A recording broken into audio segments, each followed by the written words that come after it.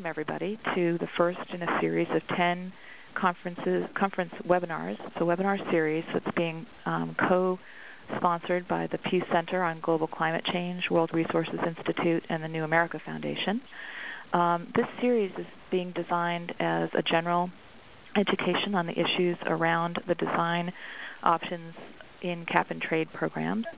That issue is something which is being confronted by a number of states and regional groups working on cap-and-trade programs, especially in the West and the Midwest, just beginning. This group of seminars is being offered to kind of go through the sets of issues that one might find and to be able to share experiences that have happened in other states and around the world in the design of these programs. We're going to be looking at, I wonder if you can go to the next slide, please, Franz. We're going to be covering set 10 issues. Many of you have probably seen the schedule, but these webinars will include today's, which is an introduction to cap-and-trade programs. Next week's program, which let me just mention here, is the only one that will not be done on a Tuesday.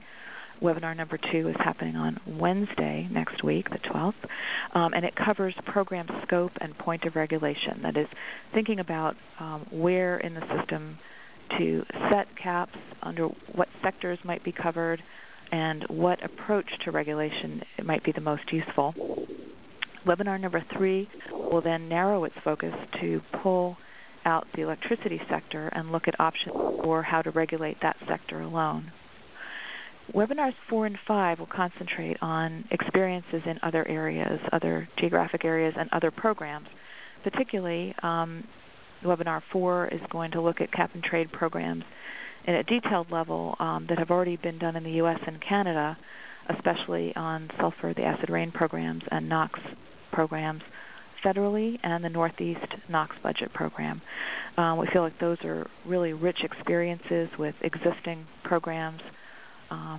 They've confronted many of the same kinds of design issues, and we're going to try and mine that to look at what we all might learn from those.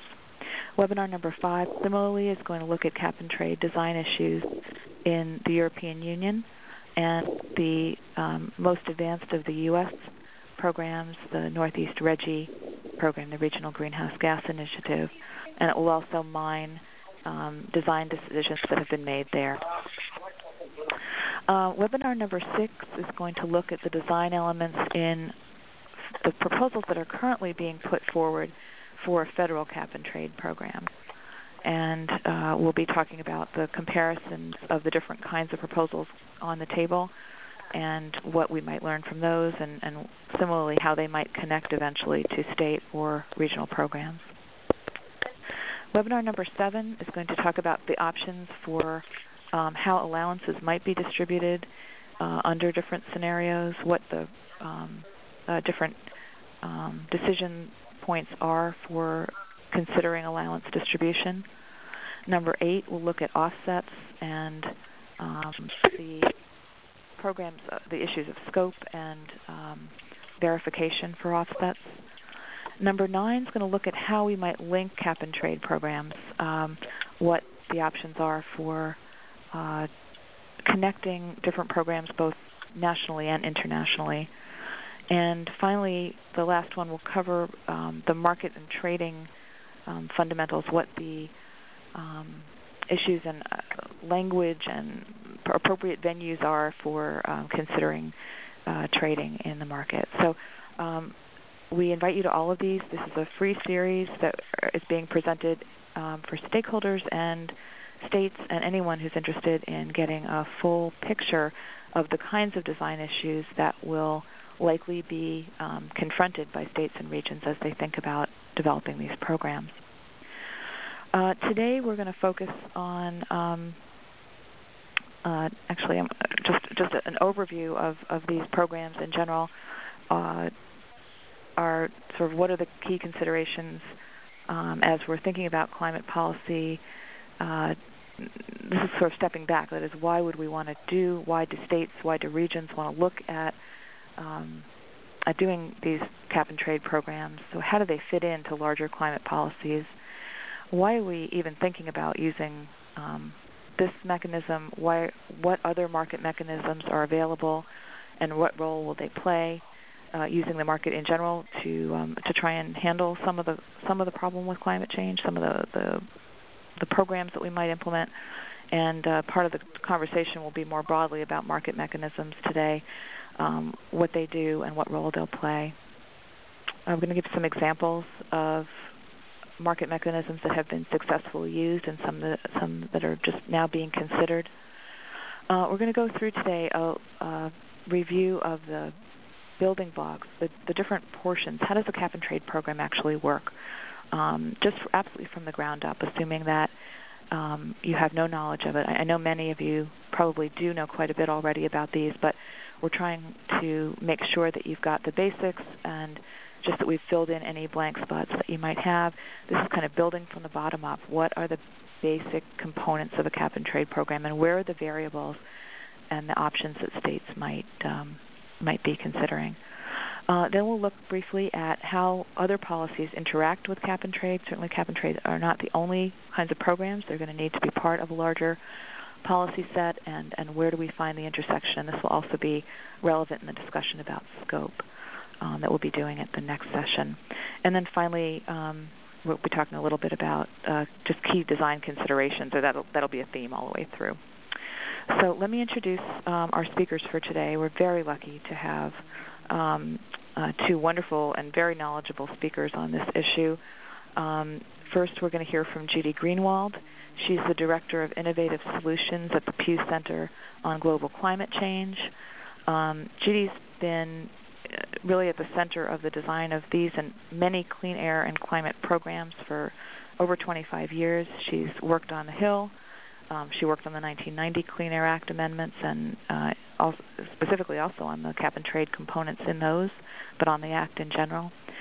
She's worked at the White House. She's been a consultant on air quality and climate change, and she's now been at the Pew Center for 10 years. She focuses mostly on their technology work and on their state and regional work. And many of you know her.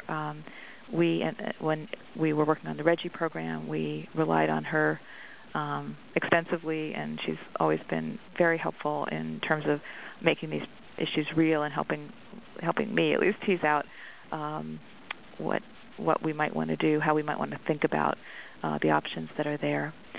Also presenting today is Franz Lidz, who's a senior fellow at the World Resources Institute. Franz has worked on most recently on the design of RGGI. He was the lead both for the state of New York and the main coordinator for the staff working group for RGGI. He is an expert on these issues and also one of the people most clear about explaining them, I think, being able to explain what the different design components are and how they interact. So I'm now going to turn it over to Judy, who's going to do this first part. We're going to, let me just say that we're going to hear from Judy and then from Franz.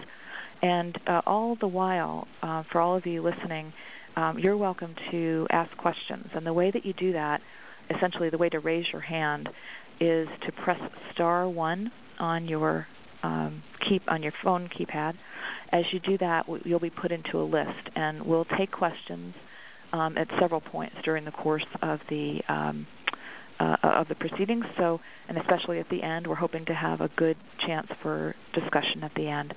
So again, *1 will raise your hand, put you into a queue, and we'll take you from the queue at appropriate places. Judy? There's also, Sonia, before you pass on your screen, for those of you patched in by web, which looks like it's just about all of you, you can type a question into the line there next to the button Send, and that question will be sent to all of us, Sonia as moderator and the two speakers, so we'll be able to pick up your questions that way as well.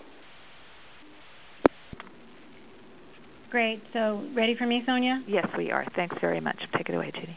Thanks so much, Sonia. And we're going to be, Franz and I are going to be tag teaming this a little bit, so I'm going to do a few slides, and he's going to do a few slides, and then it'll be back to me. So be a little bit more like a conversation than all presentations. But we're also, we'll see if we can squeeze in answering to any questions as they come up, if they fit in. Otherwise, we'll have the questions at the end. So moving on to the next slide, hopefully that this is working. We're now on key climate policy considerations.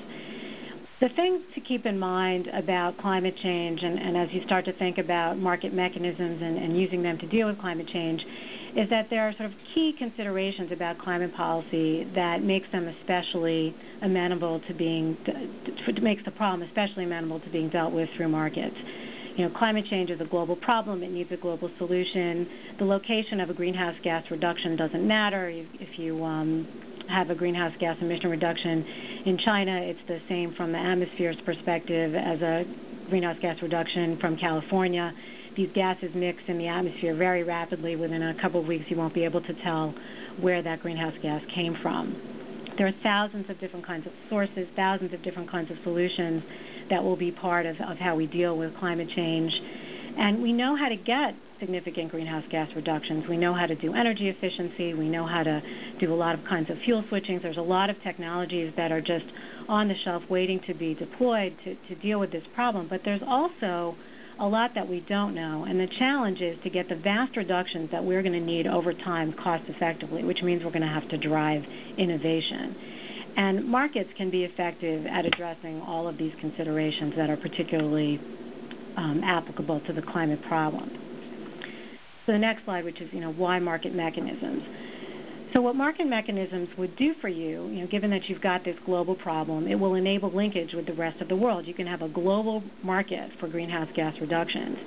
And that can take advantage of what economists refer to as gains from trade. And that's the fact that different entities around the world will face different costs of reducing their greenhouse gas emissions. So if you have a global market, that helps you basically engage in a global search for the lowest cost solution.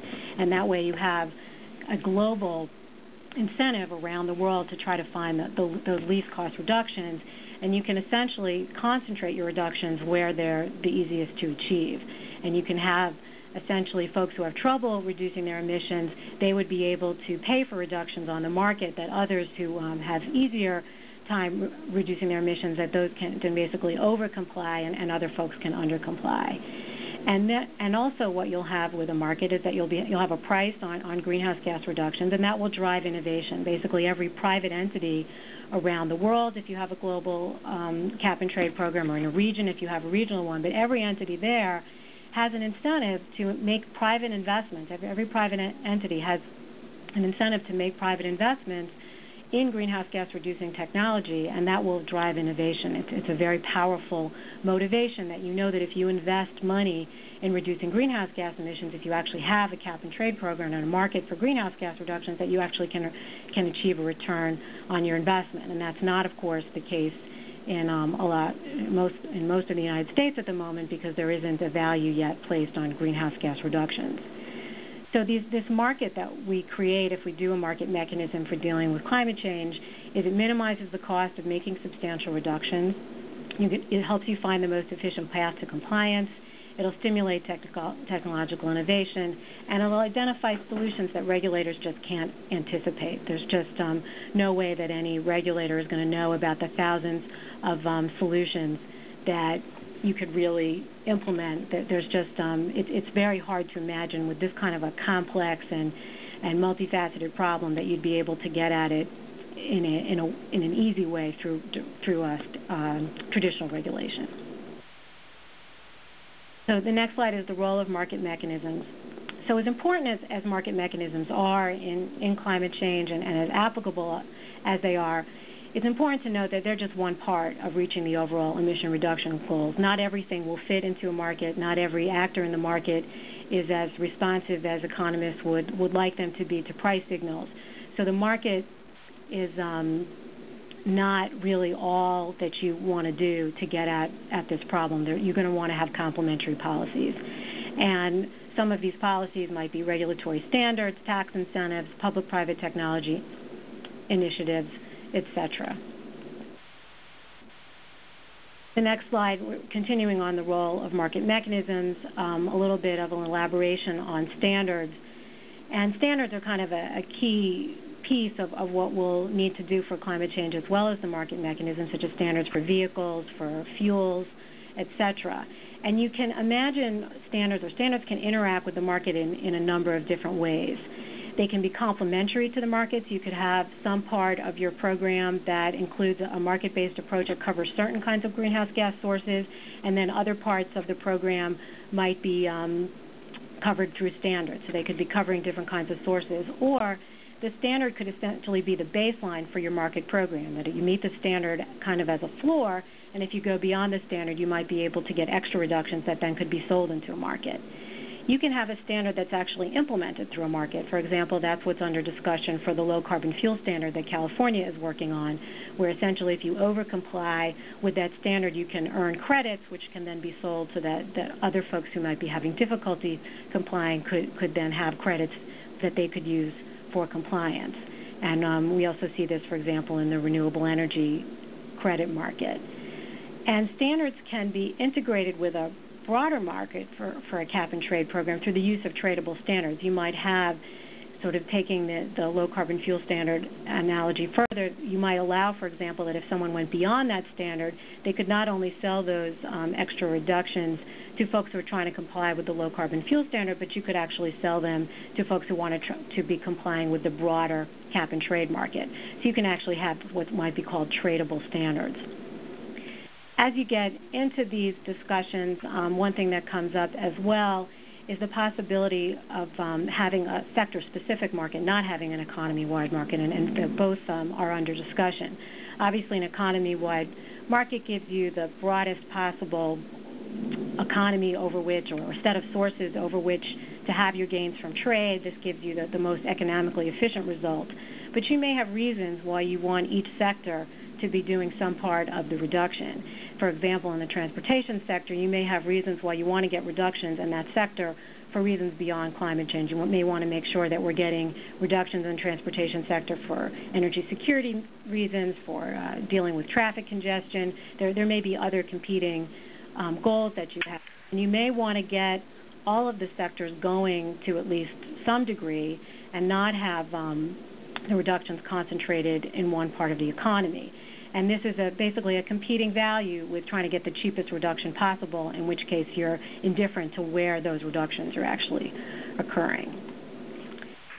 So what Franz is going to do is give some specific examples of market mechanisms. He's going to talk about emissions cap and trade, to the previous one, carbon tax or a per-ton emissions charge, a renewable portfolio standard with certificates trading, a low-carbon fuel standard with certificates trading, and individual transferable quotas and fisheries.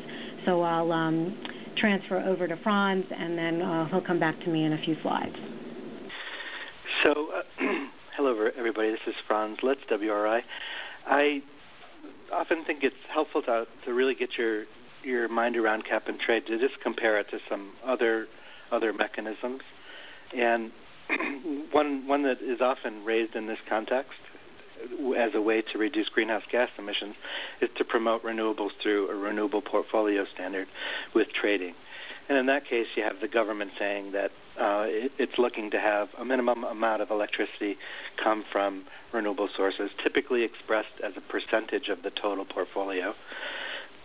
The renewable energy providers then compete to supply that renewable energy, and if you allow REC trading, or renewable energy certificate trading, then you're adding an added market flexibility to the program.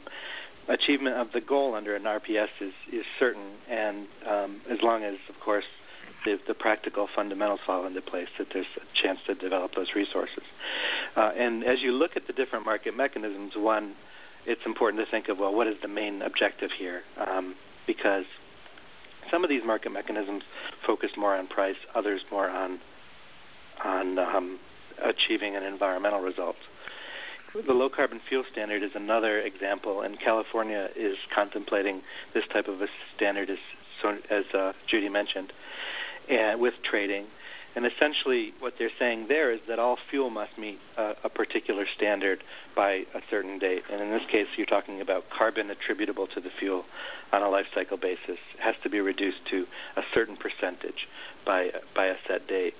Now, important here is when you're talking about a standard with trading, you may not be effectively limiting the total emissions.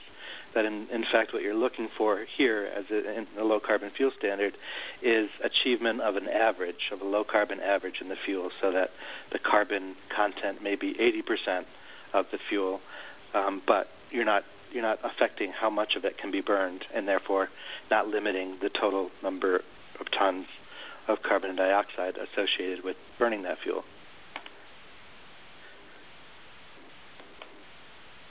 Okay, a carbon tax is similar in that it also doesn't focus on reductions. It focuses on a per unit charge for pollution. So you're looking here at establishing a carbon charge or a carbon tax that's associated with the amount of emissions that go into the air.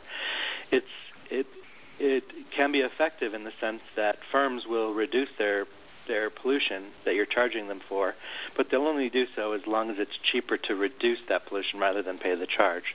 So that if the cost of reduction is greater than the tax itself, then it essentially acts as a levy only, and you won't be affecting reductions there. And that's important to remember, because very often folks will present a carbon tax as an alternative to a cap and trade, and in some respects it objectively is, but putting them side by side, you have some differences here. Under a carbon tax, the extent of your emissions reductions is uncertain. You'll get only those reductions that make sense given the level of the tax, make economic sense. With a cap and trade, you're establishing with the cap a set emission reduction, and I'm going to get into the cap and trade much more in depth in a second. The price of carbon in a carbon tax is set by the level of the tax, whereas in the cap and trade context, the price of carbon fluctuates based on supply and demand in the emissions allowance market. So it's a function of the market rather than the preset level. Both will send a signal to reduce emissions. In the case of a tax, that signal is limited by the level of the tax, of course, as I just mentioned. And both can be a source of revenue, because on the one hand, the tax raises money, and on the other hand, the cap and trade can raise money if you're auctioning allowances. So just seeing them side by side. Franz, can I just add one thing about the tax versus cap and trade, particularly as folks get into the design questions and the complications arise? You may start hearing this as an argument that's being made that a tax is simpler than a cap and trade program, and my view is that that's actually not true, that whether you do a tax or a cap and trade program, you have to face a lot of the same complications. You have to decide what you're going to do with the revenues. In the case of a tax, you have to decide what you're going to do with allowances. In the case of cap and trade, you have to decide how you're going to monitor and enforce your program. You're going to be taxing emissions, so you're going to have to measure what you're emitting in terms of figuring out what the tax is. You have a lot of the same complications, whether it goes one way or the other. So I think you may hear this idea that a tax is similar, but in our view, that's actually not the case. Okay, and so now moving into the basic building blocks of cap and trade, and here just want to go into the core elements of a cap and trade program. The first thing you need to do is focus on which sources and which sectors you're going to cover. And in next week's, somebody who's a moderator should put their phone on mute, because so you start with identifying the sources to be covered and sectors to be covered, and as I said, we'll get into that next week on the scope seminar.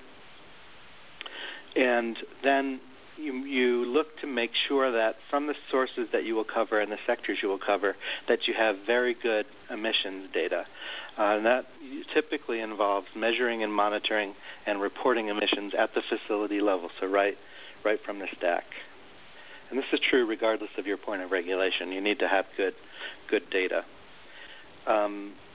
So once you have that data, you can establish an aggregate emissions baseline. And by that we mean what you're doing in setting a cap is you're adding up all of the emissions that come from a set of sources, and you're then determining which reduction you'll look to achieve from those sources. That begins with establishing a baseline. In other words, where are you starting from? The total number of emissions from the set of sources.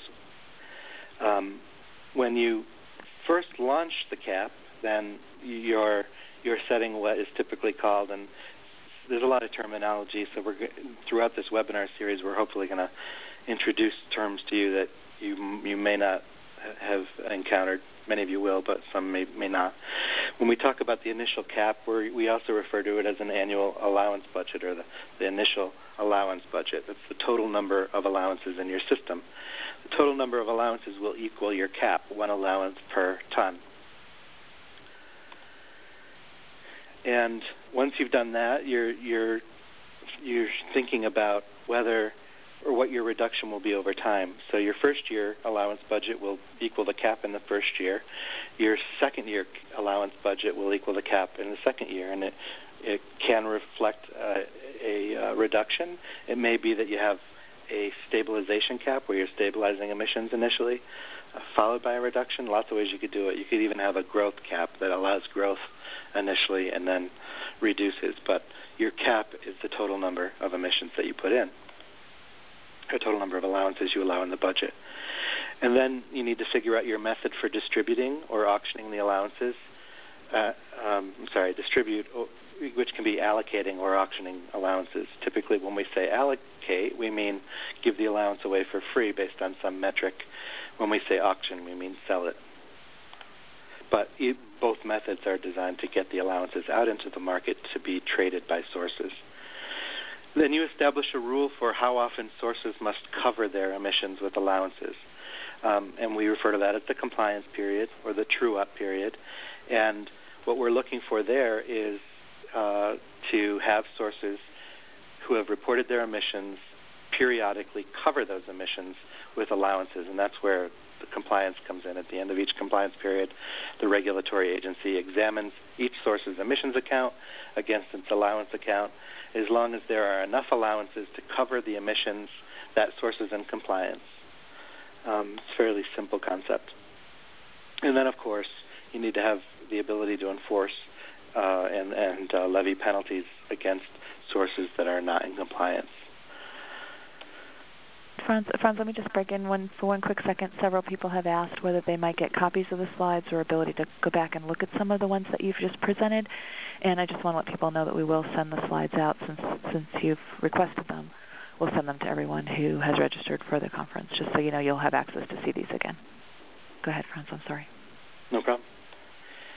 So a few other issues that go along with establishing those core elements of a cap and trade. I mentioned that you need to have good data to establish baselines. In other words, you just need to have a good sense of what emissions are coming from the sources you're going to cover. And in some cases in the U.S., we may have very good data. In other cases, we may not have good data. And so, for example, in California, one of the first decisions they made there in implementing their statute was to enact mandatory emissions reporting. And that's designed to make sure that as they bring sectors into their cap-and-trade program, they'll have good, solid emissions data. Focusing on flexibility and cost containment, I mentioned the compliance period. That's one way that you could add flexibility to your program. If you have sources come in to cover their obligation once every 3 years as opposed to annually, that may give them flexibility. But there are other ways that you could inject flexibility in your program. Cost containment, and that's sometimes in the form of offsets, sometimes it's in the form of a cost cap or other safety valve mechanism. That's those have been proposals.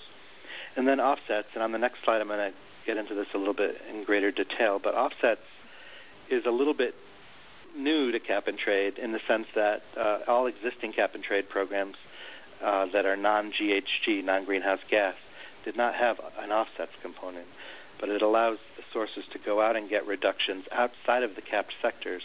And it's generally seen by those who advocate offsets as a way to add flexibility in the greenhouse gas context that is needed because of the lack of end of stack control method. Other issues that come up: credit for early action. A lot of states have encouraged voluntary action in their climate programs and energy programs, and would like to see that credit applied for that action when designing a cap and trade. Another thing that's often in mind of the designers. It was in RGGI. It is in the Western states to some degree, and presumably will be wherever a program is designed. To what extent do you want the program to link to other programs? How important is that, and what do you need to do to ensure that linking can occur down the line? And then there's this issue of new sources. When you establish a cap, you're essentially coming up with a limit on the total emissions that can come from a sector or category of sources. Well, how does that cap affect a new source, a brand new entry to that sector? If you've allocated allowances based on historical emissions, for example, that new source didn't have any emissions, so how do they find their way into the program? And no matter how you design the program, that often becomes an issue, whether how to deal with the new sources. So just to focus on this offset credit issue, to explain what it is and better contextualize where it fits. An offset credit is something that you can generate from demonstrating a reduction outside the capped sector. So let's say, for example, you have a cap-and-trade program on your electricity sector. Your offset component would allow your electricity generators to go outside of that program, demonstrate a reduction in a particular area. Maybe it's manure digesters, maybe it's soil sequestration, lots of different types of offsets, but you demonstrate a reduction and you bring it back on system, and you can use it as just as if it were an allowance that was given under the program. Usually there are requirements, of course, for demonstrating that reduction, and often they boil down to this acronym: real, surplus, or additional, verifiable, permanent, and enforceable. There's some examples there. But one thing it's important to recognize is that when you do have offsets as part of your cap and trade, you're essentially saying that you trust those reductions to the same degree as you would a reduction from a covered source itself. And that's because when a source brings an offset from outside the sector and uses it to cover a ton of emissions that it had, it's essentially burning that ton. So it's important that that reduction outside the sector be considered legitimate by all concerned.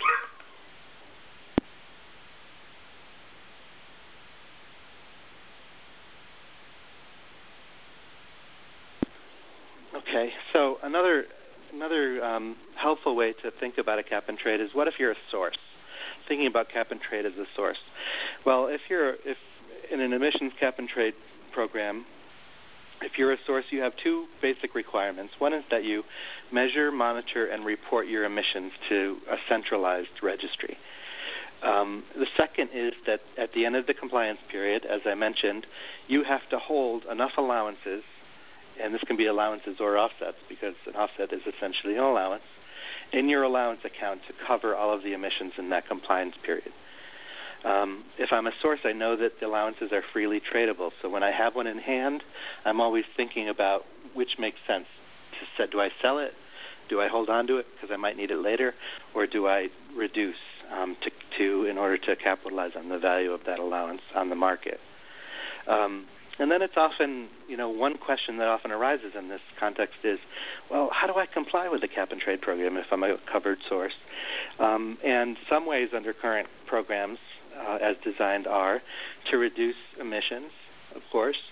You can buy allowances from the auction or from another source that has reduced its emissions, or you can buy offset credits. And you can see here that offset credits become in many people's view, a key way to comply.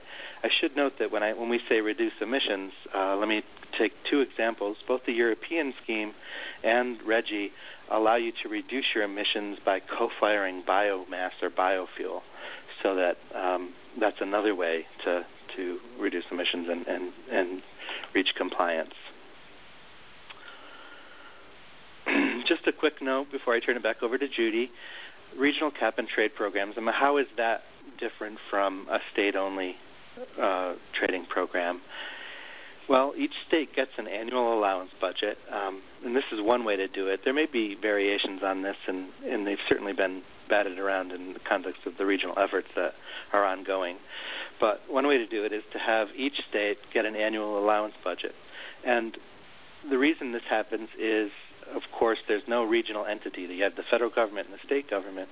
So when you have a regional cap-and-trade program made up of various states, you generally have to have little state cap-and-trade programs that are linked together, or that have, through a system of reciprocity, recognize each other's allowances. So one way to do this, and this was embodied in the approach that Reggie took, it's also similar to the way it seems the western states are going, is to produce a model program, to get together, talk about what your key elements of the program are, and then decide what you're all going to go back to your states and propose individually. And the linchpin, again, is that you're, at the end of the day, when the programs are on your books, you've agreed to recognize each other's allowances so that the currency is tradable across states. And this visual on slide 19 is that if you've done it, ideally you would have a situation where you could have trading across state lines, and it's almost as if you don't even recognize the boundaries of the states. If I'm a source, I can sell to a source in another state, and the registries are linked, and the currencies are the same. We know the cap is maintained because the cap is the sum of all the allowances that have been let into the system. And so regional trading doesn't affect the integrity of an individual state's cap. So those are some considerations in the regional context. And Judy? Actually, just before you turn it over, Franz, to Judy, let me just remind people that if you have a question or an issue that you'd like to talk about, that you can raise your hand and be put in queue by pressing *1. And when Judy's done with her next piece, we'll go to questions. Go ahead, Judy. Thanks. Thanks, Sonia and Franz. So the next slide, am I moving? Yeah, so the potential for leakage. We're going to be going into greater depth on a number of these design questions that Franz has laid out and in future webinars, but we're not going to have sort of a specific webinar on leakage, but it does affect the way you think about design, so I just want to make sure we touched on it. What emissions leakage means is that if you have a program, let's say in a region, that you may wind up having behavior on the part of folks who are covered by the program that actually can undermine your emission reductions by either the emitters, for example, in the face of having to deal with compliance costs, they might choose, for example, in the sort of extreme case, they might choose to leave the regions, that they don't have to face these compliance costs. What more often leakage is about, it's sort of a shift in market share where folks who are in the region and covered by the program might face higher compliance costs, and they might lose market share to entities outside the region who would then, they'd increase their own, those outside the region would increase their production of whatever it is that they're competing about, and they would emit more. So you would appear to get lower emissions in the region, but they'd actually be sort of popping up elsewhere. And that can sort of undermine the effectiveness of the program. And dealing with this and trying to make sure that you prevent leakage is a key challenge for the programs that have sort of narrower regional boundaries. You know, leakage is definitely more of an issue for a regional program than for a national program, and it's more of an issue for an individual state program than for a regional program. And the key thing to keep in mind about leakage is that it depends on the cost of doing business. So, you know, the entity is not responding because necessarily they don't want to reduce their emissions. You know, perhaps they don't, but generally it's because they're trying to figure out how to minimize their costs. And so a key way to prevent or minimize leakage is to keep costs down. And that's what a cap-and-trade program does for you broadly. And also a lot of the design decisions that you make can make your costs lower and can minimize leakage. And if you expand your coverage under your program, you can, you know, get a more efficient program, and that lowers costs. And also if you expand your coverage to cover, for example, electricity imports, which is a potential source of leakage where you might have more electricity being imported. If that isn't covered, you can figure out a way to cover imports, and that's another way to avoid leakage. And a key opportunity for avoiding leakage, minimizing costs and avoiding leakage, is to link with other systems, because the broader your trading market, the lower your overall cost and sort of the less possibility that you have for leakage. You can also use, for example, allocation to deal with leakage by helping sources that may face competitiveness concerns. And I think a really important thing to keep in mind is that traditional regulation can drive leakage too. Anytime a state or region is going to act on its own, there is the potential that there will be leakage of the emission reductions that they're trying to achieve. And in fact, if you do a cap-and-trade program which minimizes your costs, you actually have less of a risk of leakage than if you do, in general, compared to a traditional regulatory program. Judy, we have one question here on leakage, and the question is, how do you monitor leakage? Actually, Franz, maybe you should answer that about what Reggie is thinking about, but it's hard is the short answer. But do you want to talk about how Reggie is thinking about monitoring leakage? Yeah, it is very tough. In the context of electricity in the Northeast, the approach is going to be to both monitor imports of electricity and also attempt, to the extent possible, to attribute emissions to those imports. But, that may not be the full. It's not a closed system, so it's very hard to get your hand around it. That'll give you some sense of leakage in the electricity context. But no, the question is a good one, and it's a tough one to answer. The next slide is on key considerations, and there are many key considerations, and we're just going to hit some of the highlights for today. One that I want to especially highlight are the market fundamentals, and we are going to have a webinar just on this topic. And this is sort of the nuts and bolts, which some people find kind of boring, but it's really how you make sure that the program works. And it takes a fair amount of effort to set up a market that will work well. There's going to be a fair amount of upfront work that has to happen to make sure that you have good emissions data, that your measurement, monitoring, and reporting systems are adequate, that you can track allowances, that you have consistent and transparent rules, that you've got good enforcement, sure penalties that will stick, and that you make sure that you achieve your bottom line for this program, which is that you want to make sure that your allowances match your emissions. And so that means really good data on both allowances and emissions and making sure that those things match. And you want to be very, very strict about that. And what cap and trade is essentially is kind of a trade-off from the source's perspective. They basically agree to a pretty stringent set of requirements in terms of their performance. They really have to demonstrate their environmental performance. But in what they get for that is a lot of flexibility on exactly how they achieve that performance.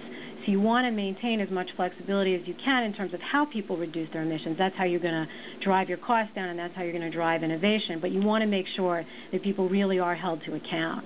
And you want to minimize transaction costs. You want to make it easy to buy and sell allowances. You want to make it easy for people to report. You want to have electronic reporting, those kinds of management techniques. But you want to make sure that you are achieving your environmental performance, but that it's easy to trade these allowances, because that's how you're going to get your economic efficiency.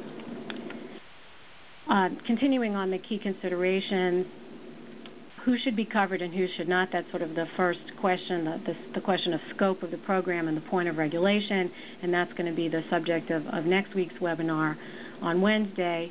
And the key sort of trade-off you have here is that including more sources and gases, and the program offers a broader range of opportunities for low-cost reductions, but if you include too many small sources, that can make the program administratively complex. You have to have that trade-off between administrative complexity and getting a broad market.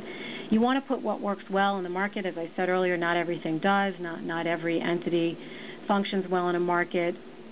But you also, and you want to try to get as broad a market as you can, but you don't want to put things in the market that are going to have trouble either gathering data or meeting other criteria that you have for making a smoothly functioning market. There's a lot of interest in an economy-wide program covering all the greenhouse gases and all the major emitting sectors to the extent you can. And the way that the point of regulation choice is usually described is that the spectrum is from downstream all the way at the point of emission to upstream, which in the fuels context is the point where fuels enter the market. There's a lot of interest in hybrids where certain sources, for example, large point sources would be covered downstream, and then you cover some other harder to get at sources upstream at the point where the fuels enter the market by covering their carbon content. In the electric power sector, there's a lot of choices. We're going to have a separate webinar on that. People are looking at the option of covering the generator, looking at a first seller or first deliverer is a term that's being used as well, or the load-serving entity, different advantages and disadvantages of these approaches. And also there's interest in having a program with coverage that expands over time. You sort of start with some amount of coverage, and then over time you might add sectors or source categories.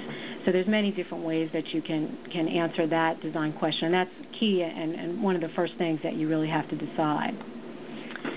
The final slide here is on the key considerations, is that you want to sort of keep in mind what your ends are and what your means are, and try not to confuse them. You know, the ends are you want to reduce greenhouse gases, minimize costs, stimulate innovation. You want to link efforts with others because, remember, we have a global problem that needs a global solution. You want to achieve co-benefits. You know, there are many things that you do to reduce greenhouse gas emissions that can help on other problems, air quality, energy security, etc. And you want to be equitable. You want to make sure that the program is fair, that there are going to be economic effects of this program, and you want to make sure that those are fairly allocated. And so the means to achieving that are markets, which are part of a comprehensive approach, but there are also other means that you want to use to get to that end. You want to get those market fundamentals right that I talked about earlier, the nuts and bolts. You want to do a careful design that's based on past lessons and analysis, and we're going to have a couple of webinars that talks about what we can learn from previous programs. And you want to complement and build on the relevant state policies that already exist and address state-specific issues. You know, the greenhouse gas program can't be thought about in a vacuum. There are pre-existing policies. There are policies that will interact with what you do on climate change, and you have to be conscious about how the program that you're designing, how that will overlay over what's already there. And I think a key thing that we try to tell folks who are embarking on designing these kinds of programs is that because this is a global problem and needs a global solution, that you want to be self-conscious about creating a model that others will emulate or link to. You want to be careful that you take into account local, state-specific, regional concerns, but you also want to keep in mind that this is part of the solution to a much bigger problem. And so as you are thinking about design decisions or how you're going to interact with folks who are making these decisions, about how what is decided here may influence decisions that others make elsewhere.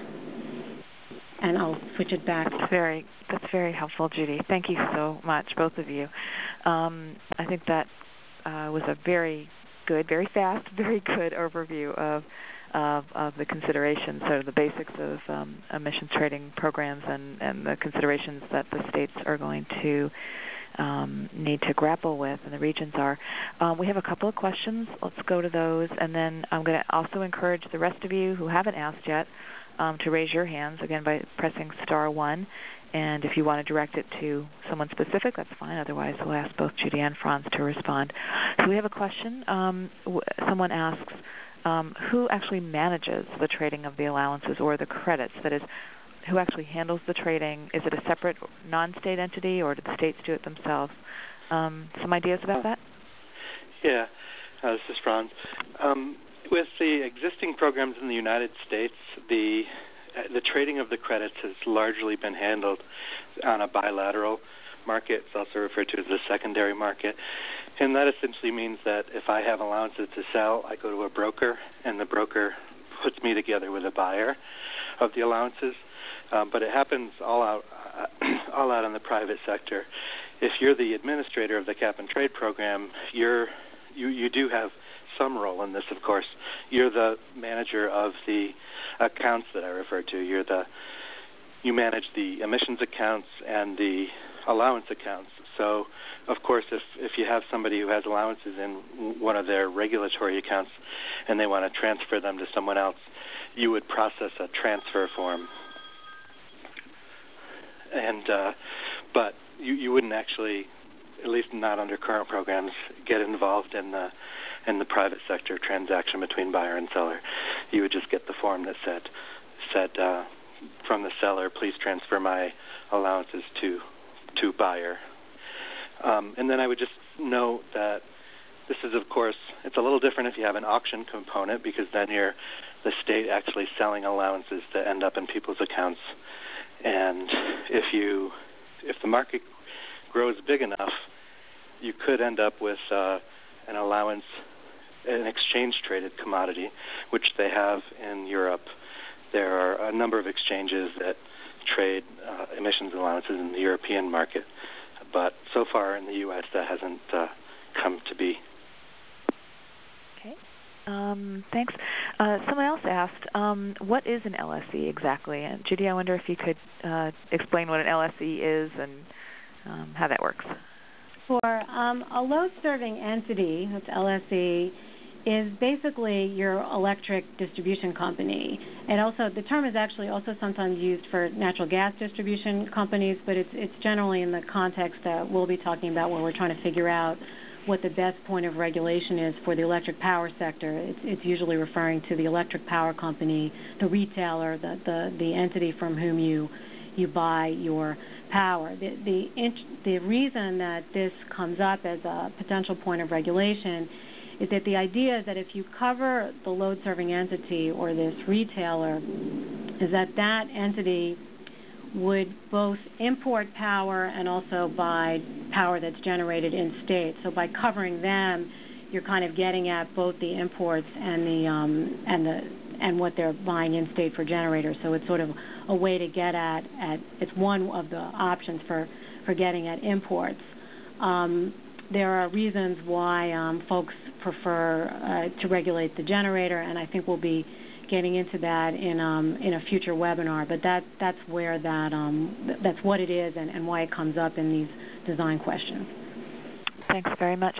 Another question that we have, someone asks what models exist to ensure that accurate measurement and reporting of the baseline is available. So how do you make sure that companies are doing what they say they're doing, and also how do you do that for offsets? I don't know, which of you would like to take that question? And the reporting of baseline emissions, I'll let Judy do the offsets. Because that's a hard one. It's the harder part of the question. In general, let's take the U.S. SO2 acid rain program, which you're going to hear about in a couple of weeks. If you participate in that webinar, we'll have Brian McLean, whose division runs that program, presenting. What they did there was to require power plants above a certain size to install continuous emissions monitoring. So it's a little computer gadget that takes readings of the emission stream coming out of the power plant, and it sends ongoing data stream to a centralized registry. So it's a fairly airtight way to get emissions from the stack to the central registry. Now, glitches occur, and it requires some monitoring of the system itself. It requires some quality control on the part of EPA, but that's how it was done to get the good baseline data in the SO2 context. In RGGI, since it's power plants, we used the same technique. But if you're moving outside of the electricity sector, there is no nationwide mandatory reporting for any other sector. So in each case, when you're looking outside the electricity sector to bring a set of sources under the cap, one of your first questions is, where are we going to get that data to establish the robust baseline? And maybe in some cases it will mean establishing mandatory reporting up front. Maybe there's other ways to go about it, but it's one of the threshold inquiries. I'm going to stay, Judy, before you talk about offsets, a questioner asks a related question, so let's go to that one. The questioner asks whether CEMs, whether those continuous emission monitors, are cost-effective to measure sectors that are not the power generators. So in places where the monitors are not in place because they're already monitoring another gas, is that a cost-effective approach? And I don't know which, Judy or Franz, whether you'd like to take that question. You want to do it, Judy? Yeah, I think you should comment as well, Franz. I think it really varies. It looks like, for example, for large industrial combustors, it probably would be cost effective because you would use a similar kind of system to what you do on the power plants. And also, these systems can monitor often more than one pollutant. So you may be able to get sort of economies in terms of your air quality compliance as well as your greenhouse gas performance. But there are basically some kinds of sources are going to be more difficult to monitor than others, and it's going to have to be on a case-by-case basis, sort of source category by source category, that we'll have to figure out the most cost-effective approach. But ideally, if you can get continuous emission monitors with the electronic reporting, that's kind of the cleanest way to make these programs work, and so it's very valuable. It's worth spending some money on that if you can to make the whole program work. Okay, and then Judy, do you want to take on the question of monitoring for offsets? Right. I mean, it's the same basic answer, which is, for some offsets we're going to be good at this, and for some we're not. And, a key criterion for whether something can be a valid offset is if you have a good measuring and monitoring protocol. And we are getting better at this, both sort of globally and in certain initiatives. There is the WRI and WBCSD protocol, which has monitoring and measurement protocols for a lot of sources through the Clean Development Mechanism under the Kyoto Protocol, which is an international platform basically for developing countries to have offset projects that can be sold into the Kyoto Protocol compliance system, mainly in the EU and some other countries. And under that program, they are developing methodologies and protocols and monitoring techniques for various offset categories. But again, this is, you have to be, it's a case-by-case determination. You have to make sure that, and I don't mean necessarily case-by-case for each project, but case-by-case in terms of the kinds of source categories that you can monitor and measure the emissions of accurately, and that's going to be a criterion for whether something can be an offset. One of our participants actually just has an observation. I wonder if you wanted to comment on it. The participant suggests that the upstream approach that you talked about, Judy, seems sort of like a hybrid. It's a kind of a carbon tax with a certain outcome based on a cap, and the person is just looking for feedback. Is that your interpretation, or do you want to say anything about that?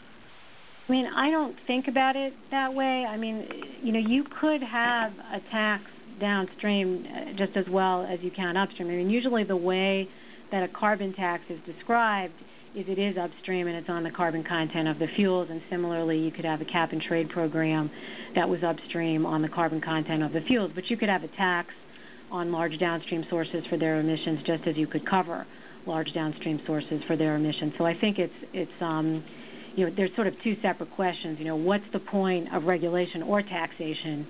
And a lot of the same questions arise. And I think that was sort of my earlier point about that, you have some different questions when you're thinking about a tax program or a cap and trade program, but for both cases you have a bunch of design questions that you have to answer. Okay. Let's see. Oh, there's two. Okay, let's go to this one. And by the way, let me just say to participants, this is really, we have several other questions teed up, and we'll get to them now. But it really is a chance to ask any of those lingering questions, even if you feel like maybe it's something that you ought to know. It's a really good time. It's anonymous. It's a really good time to ask those questions and get them answered, so you feel like you've got a good foundation for the rest of the conversations that we're going to have. But let's just go to a question that one of our participants is asking, which is about what kind of protocols are evolving in the U.S. for the determination of offsets. I'll send this to you, Judy, related to CDM and the WWF, the World Wildlife Federation Gold Standard. There are a number of different groups that have been working on both voluntary and mandatory protocols for offsets, and is it something we're going to talk about coming forward, and what do you think about them? Well, Franz should answer about whether we're going to be talking about that on the offsets webinar, because that one he's moderating, I believe.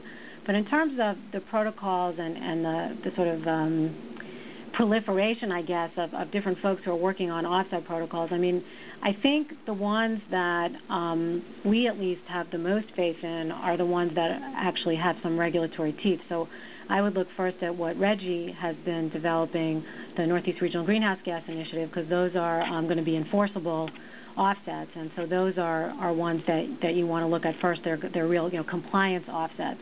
I think there's also there is a voluntary offset market developing as well, and those are, they're going to be more variability among the standards that are being set for those programs, and less sort of certainty that those reductions would actually be achieved because you don't have sort of a compliance system. And I think the clean development mechanism, there's also evolving protocols that people should be looking to, because again, that's in a compliance system. We certainly are looking at and are learning from the voluntary offset protocols, but you're not going to be able to get the same rigor from a voluntary set as you are from some offsets that are going to be used for compliance in a regulatory program. Mm-hmm.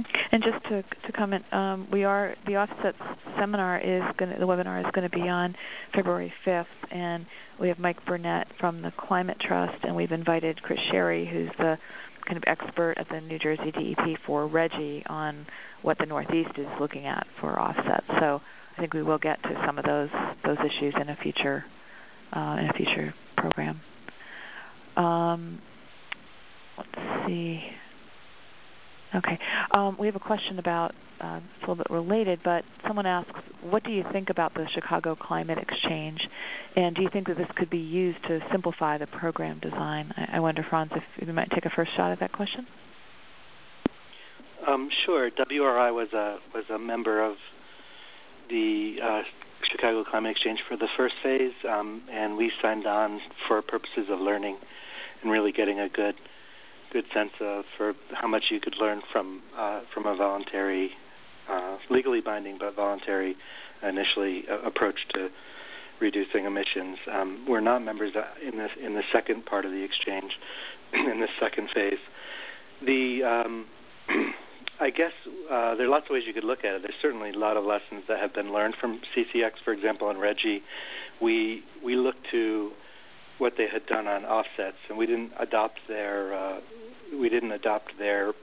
requirements exactly, but we followed a very similar approach where the objective was to lay out very specific requirements up front so that a project developer on offsets could know what they were getting from what would yield credits up front before they started to invest in a project. So in that sense, I think there's something to be learned from that. I don't know, Judy, if you have anything to add.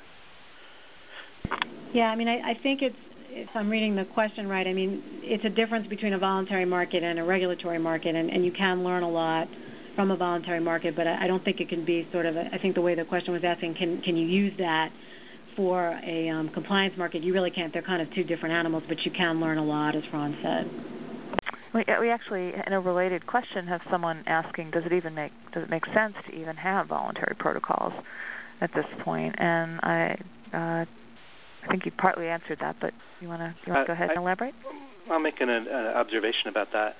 The one thing that I think we can take from the RGGI experience is that when you're designing both the cap and trade and the offsets component, I think you have your eyes on two very important objectives. One is, on the one hand, you're looking for reductions from the covered sectors. And because we can monitor emissions, we know we have such certainty in that reduction that comes from a source. We compare the monitored emissions to previously monitored emissions. Pretty scientifically robust verification protocol there on the covered sector side. And I think knowing that as you're going into designing your offsets component is a very important thing, because you're looking at offsets that are going to yield credits that have that as close to that same level of robust quality that you can get to. So my personal view is that as you're designing each protocol, there are probably some good voluntary standards. I haven't read them all, but I think when you're in the regulatory context, you do have a slightly different view. You might, and that view may tend toward a little bit more rigor. Mm-hmm. Franz, this is a question that's actually directed to your slide and your discussion about additionality and surplus. The questioner, talking probably specifically about perhaps it's slide 16, asks, could it suggest that additionality and surplus may be the same thing, but now that CO2 is a pollutant under the Act, and that's a question, how soon will it be before the agency, and I assume that's meaning the EPA, having jurisdiction makes determination regarding additionality being the equivalent of being surplus? So, one of the confusing aspects about working in this area is that different terms are used internationally than have been used in the Clean Air Act context or are used domestically when we talk about greenhouse gases. Surplus is one of those. Generally on the international level, when they talk about surplus, they're talking about what I would refer to as regulatory additionality, which means if it wasn't covered, if you weren't required to do it by regulations or law, then it's surplus. A lot of people think of additionality as being broader than that. As a general term, it can mean financial additionality. In other words, you wouldn't have done, if it weren't for the offset credit, you would not have made the reduction. So it's a complicated area. Additionality has lots of different meanings, but some people do, in some contexts, surplus and additionality are used interchangeably. Was that it, or is there more into that question? Well, I don't know, but I hope the questioner will will type in any additional questions if that's not sufficient. To me, that sounds like it's responsive.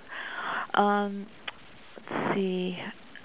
We've got a general question that asks whether you can re-explain and elaborate further on the way that states can meet their caps, even if the reduction is made regionally. That is purchasing allowance from another emitter in another state allowed? What is the overall way that states can meet their state caps? Judy, do you want to think about that, or Franz? Well, the idea for a regional program is that you basically decide as a region that you're going to meet your cap regionally. So it could be that some states will wind up reducing emissions more or less than they would have otherwise, but that overall you are meeting your regional caps. You get the same environmental benefit, and it's regionally, you're achieving the cap regionally. So each state in RGGI, for example, Massachusetts might wind up reducing emissions less than they would have under a cap that was just Massachusetts only, and New York might be reducing a little bit more, but that overall for the environment and for the region, the emission reductions would be the same as if each state had done its own reductions. It's just that your cost will be lower. Mm-hmm. Okay. I'd like to just jump in. Go ahead. I listened to the question a little bit differently. If you're thinking of cap and trade as a part of your portfolio of options to reduce emissions within a state, then the question immediately arises, well, what part of the portfolio? And figuring out how much of the burden you'll place on the capped sectors versus your other non-cap and trade measures is really going to be case by case specific. I will say generally, when a lot of the research that's looked into where the emission reductions will come from have tended to place more burden on the cap and trade versus other measures. For example, even though the electricity sector is about 40% of the country's emissions, very generally speaking, a lot of the analyses that have looked to amass the wedges have placed more than 40% of the burden on the electricity sector. So based on where the lower cost would be. But it's going to vary from state to state. That may be the national perspective or the international perspective, but the analysis would have to be done on each context to see where the cheapest reductions come from. Mm-hmm. That's great. One of the questioners asks or states that California must develop a methodology for what constitutes cost effectiveness, and he asks whether one of our webinars will cover cost effectiveness determinations. And I take that as a request, and so we'll look to see where we might be able to tuck that, although that is, in this particular context, it's a California-specific question. But I think we'll just take that as a comment and see where we might be able to cover that in the future. A really interesting question is someone asks, which are the most successful cap-and-trade models that are being used today, and under what metrics for success in general? I think it's a very good, broad question, and I know one that we'll look at in future webinars, but I wondered if you might want to just begin that conversation today. This is Judy. I mean, certainly the ASSA-RAIN program is held up as a model. You know, it works well. Administratively, they have a very small group. I think 50 people run that whole program that covers a couple of thousand sources, and they get very, very high compliance rates, I think above 99%. They've reduced SO2 emissions, I think 50%, and they've also done it at much lower cost than was expected. So in terms of environmental performance, economic performance, and administrative performance, that's kind of a really good model. The EU, I would argue, is a good model, although there are people who are criticizing it, and they're making some changes because of what they've been doing. But one of the things I really like about what the EU's been up to is that they smartly had a learning phase, which is they're actually just ending now. They actually took a few years to sort of practice trading, to get the program up and running, and didn't try to achieve a particularly big emission reduction, but tried to get the mechanics in place, the reporting, the trading system up and running. They've demonstrated that you can trade, basically millions of allowances across about 12,000 sources. But they've had some issues that have arisen, and that they're using the information that they learned in their learning phase to correct. And so that, to me, is an example of a successful program where they're learning some lessons, and that we would expect that in the next phase it's going to be even more successful. Thank you, Judy. This is the last question that we have lined up right now. If others would like to ask, please do. But this questioner comments on sort of the quantification methodologies for reporting emissions, and how inventories are done, and then likewise the question about whether allocations are done on a load-based or a source-based approach. And the basic question is how much consistency and uniformity is really needed to ensure that programs can link both between states and between regions, but also link internationally. Anybody want to take a shot at that complicated question about how much consistency is needed for linkage? Well, certainly on the measuring and monitoring, you'd like to have as much consistency as you can, and you want to make sure that a ton is a ton. And that's actually, there's the climate registry, which now I think has 39 states working together to try to make sure that you have consistent reporting and measurement protocols, is going to be very valuable to ensure that there's as much consistency as possible on that front. That also helps companies out a lot, so that they can have the same sort of reporting and monitoring requirements from state to state. But I think broadly, in terms of linking one program to another, there actually aren't all that many hard barriers to linkage. Pretty much if you have a robust program that's a capped system, you can link to another robust program that's a capped system. I mean, some of the things that come up, for example, if you have a system that has a safety valve, which is a term of art where, under certain circumstances you can exceed your overall emissions cap, then somebody who has an absolute hard cap wouldn't want to necessarily link with you, because then their cap essentially can be breached whenever the entity that they're linking with breaches their cap.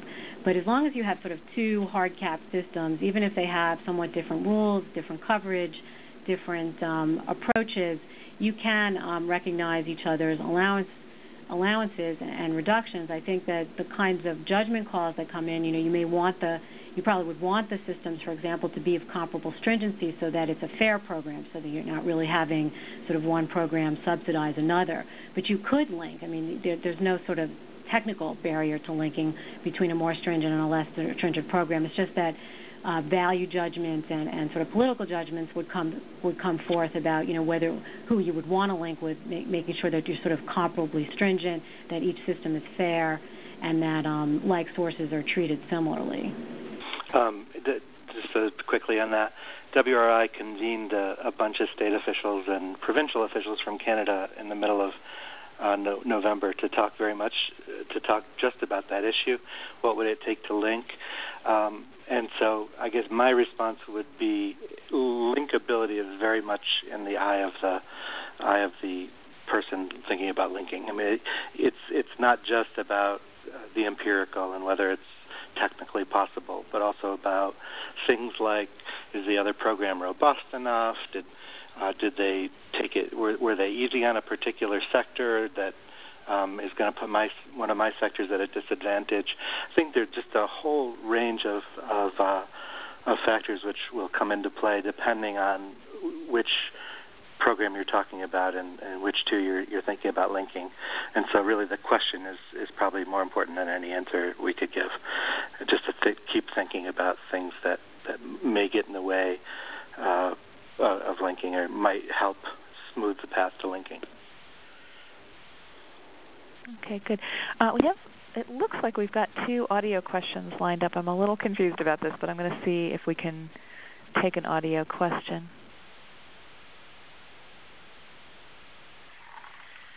Hello? Hi. Go ahead. You're up. Yes, I had a question about the CCX. I believe WRI is still listed as a member, and do you see any value other than for educational purposes in that for anyone for planning purposes? Hold on one second. Let me just, I just realized something, and I'm sorry to hop back in here. I just realized that I have not told you, although it was said in the written materials, that this is being recorded. So I just want to remind people that it would be great if you want to give us your name. You don't need to, but that it is also being recorded. But we got your Sure. question. Okay. Sure, it's John. This is John O'Brien.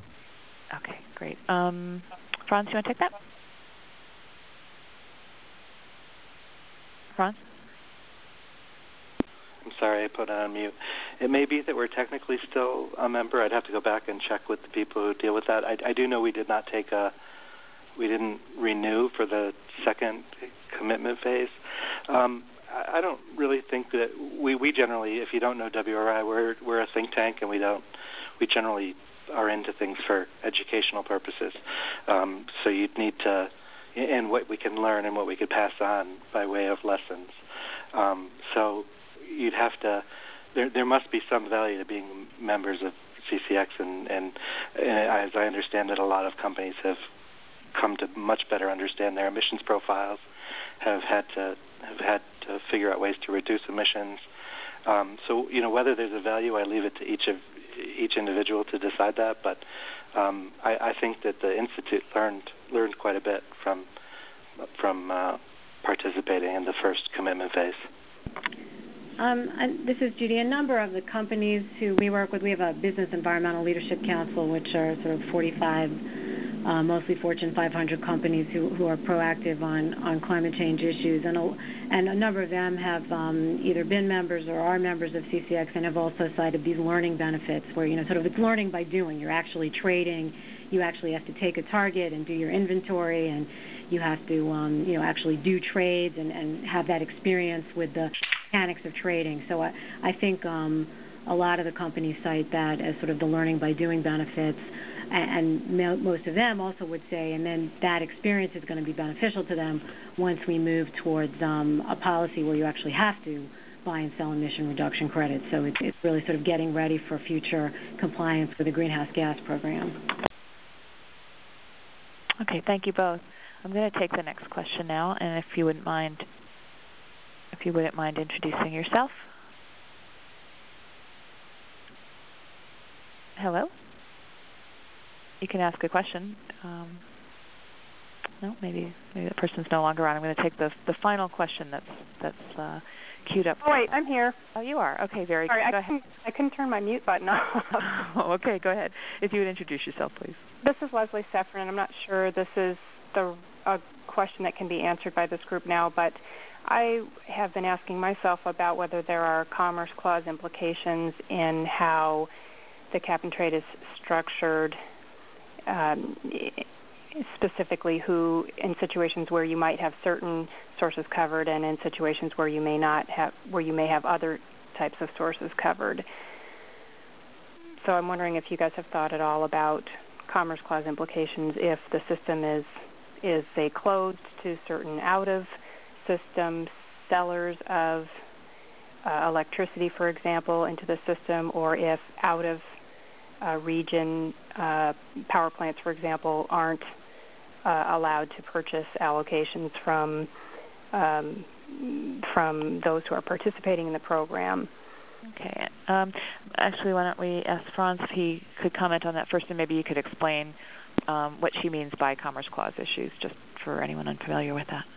Actually, could I ask you to just repeat the question? I'm not quite sure I got it. Well, just quickly. Okay. My understanding is that though the people who are members of the region, of the regional cap-and-trade program, would be able to buy and sell credits, and I'm not sure. I should probably start with the question of whether those who are outside of the region can buy or sell credits. Okay. Yeah, I understand now. What you're mentioning, I think the only auction that's been designed is. Are you referring to the auction or just allowances in general? Allowances in general. Okay. Allowances in all the programs that exist and have been designed are freely tradable on the open market, and there's no limitation as to who owns it. I mean, it could be a company on the other side of the country that owns an allowance to, in a system that's in New York, for example. So there is no geographic boundary on allowance ownership. And then when you're talking about allocating allowances, generally in existing programs, allowances have been allocated to sources that are within the program. And so those allowances are created by the government entity and then deposited in the accounts of the regulated entities. And so those are limited to the geographic area covered by the program. And then the third factual circumstance is when the entity running the program is running an auction and selling the allowances openly. And the question arises, well, who can participate in that auction? And RGGI is really the first large-scale auction to be designed. And my understanding is that all of the auctions in the states there will be open to any participant, so there's no geographical limitation.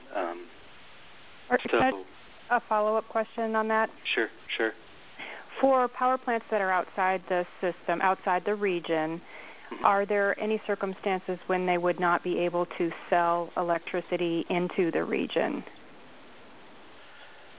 Not to my knowledge. In the case of RGGI and WCI, the Western Climate Initiative, hasn't really made any design decisions at this point, so we can't really analyze that one yet. And of course, the Midwest is just getting underway.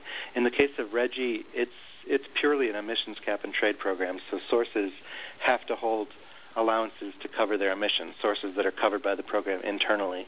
It does not attempt to restrict in any way the power flows or the power sales, whether they originate inside or outside the capped region.